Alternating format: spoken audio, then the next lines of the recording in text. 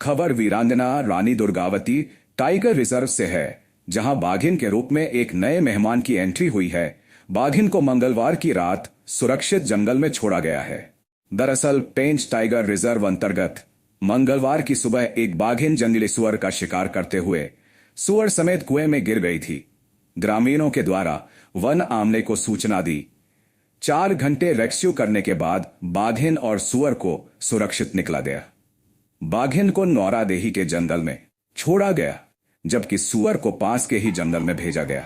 सिवनी जिले के हरदुआ पिपरिया ग्राम में किशोरी आदिवासी के कुएं में बाघिन और जंगली सुअर गिरने की जानकारी के बाद उनको साथ निकला।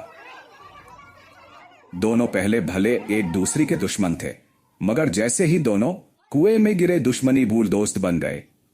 यह जंगली सुअर कभी बाघिन के आसपास चक्कर लगाता दिखी। वीरांगना रानी दुर्गावती टाइगर रिजर्व में एक नया मेहमान आने से यहां बाघों की संख्या बढ़ गई है, जबकि यहां पहले से 2 दर्जन से ऊपर पहुंचने की जानकारी मिल रही है।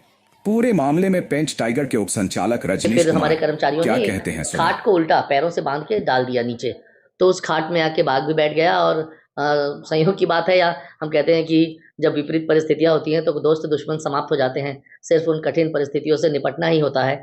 तो बाघ और सुअर दोनों एक साथ खाट में आके बैठ गए और इस तरह से जो उनको बहुत देर से तैरने का थकान था वो मिटाया उन्होंने। इस बीच पास में ही हाइड्रा मशीन, जो हाइड्रोलिक जेसीबी मशीन थी, हाइड्रोलिक क्रेन थी और जेसीबी मशीन थी, वो भी हमने बुलवा ली थी। और फिर हमने पिंजड़े का गेट को ओपन करके हाइड्रोलिक मशीन के मार्फत नीचे डाला।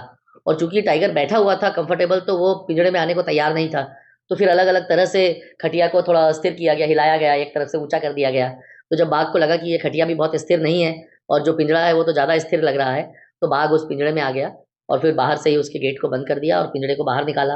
और फिर हमारे पास जो रेस्क्यू दल का वाहन का पिंजरा है उसमें शिफ्ट करा और इस तरह से बाघ को रेस्क्यू करा। और फिर जो हल्का पिंजरा जो हमने पहले कुएं में डाला था वो खाली हो गया, तो फिर उसको दोबारा से डाला और फिर जो सुअर था वो भी उस पिंजरे में आ गया।